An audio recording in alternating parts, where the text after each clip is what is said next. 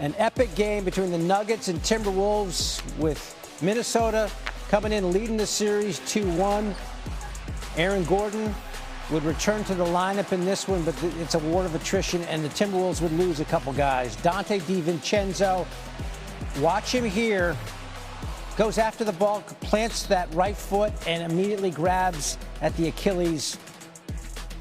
You see it there, the ripple, the telltale ripple in the sock. Terrible to see. It is an Achilles tear. That's been confirmed for DiVincenzo. His season is over. And then a little bit later, Anthony Edwards missing on the layup. Tim Hardaway Jr. to Jamal Murray on the break. Nuggets up 3 at that point, late first. Cam Johnson driving. Edwards challenges, comes down hard and awkwardly.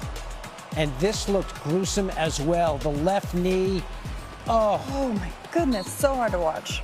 Ant leaves, ruled out for the rest of the game. No further word on the severity of that injury. Timberwolves down 4 at the half. So the Wolves starting backcourt out. Enter Dosunmu, who just had one of those magical nights. Jokic the turnover, Julius Randle on the break. It's a party in Minnesota. Timberwolves up 4 at the end of 3, and they totally flipped this game. Fourth quarter.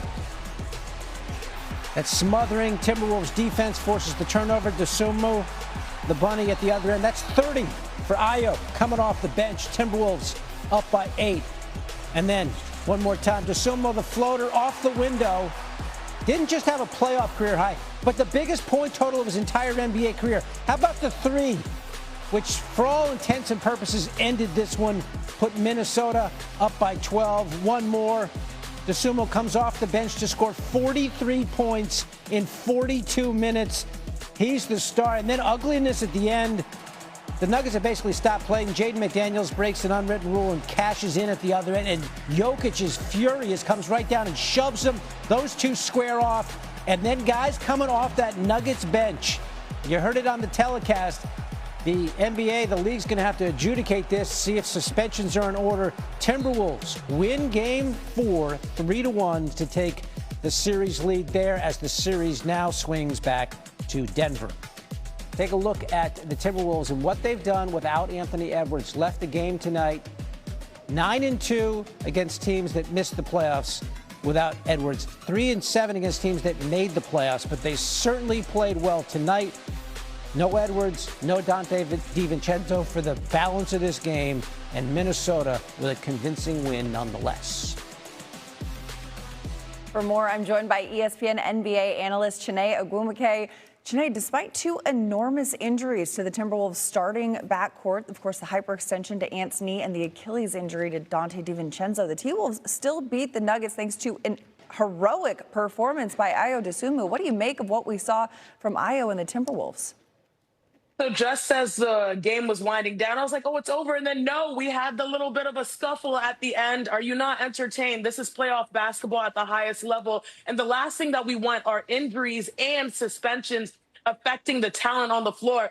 But let's not miss the main story here, which is Dosunmu just really rising up, understanding that when you're down, you're all everything player. In Anthony Edwards, it can motivate your team. It can galvanize your squad. And I've noticed over the course of this playoffs, this team has taken on his personality on both ends of the floor. How remarkable for Ayo to have 43 points. He shot 13 for 17 from the field, 5 for 5 from 3. Perfect from the free throw line, 12 for 12.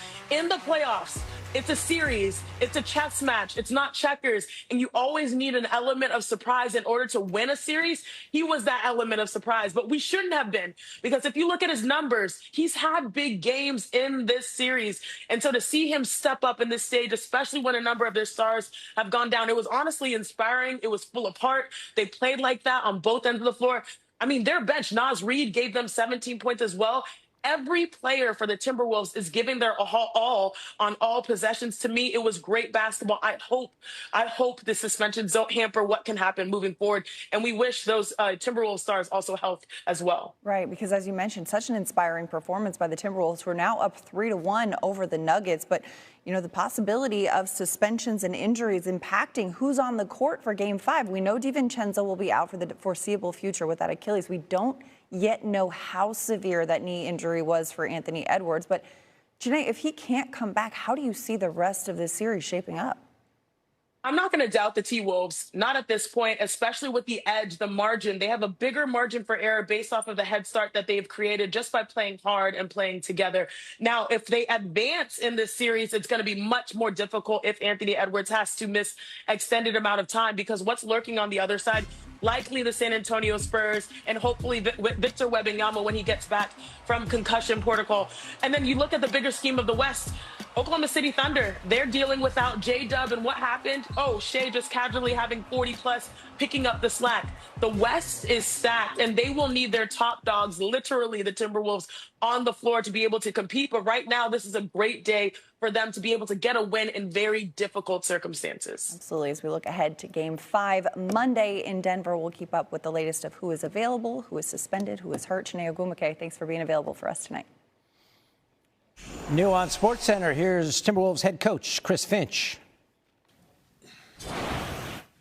Chris, you guys lose two guys to big injuries. Just what did you see from your group collectively to dig deep and pull this one out?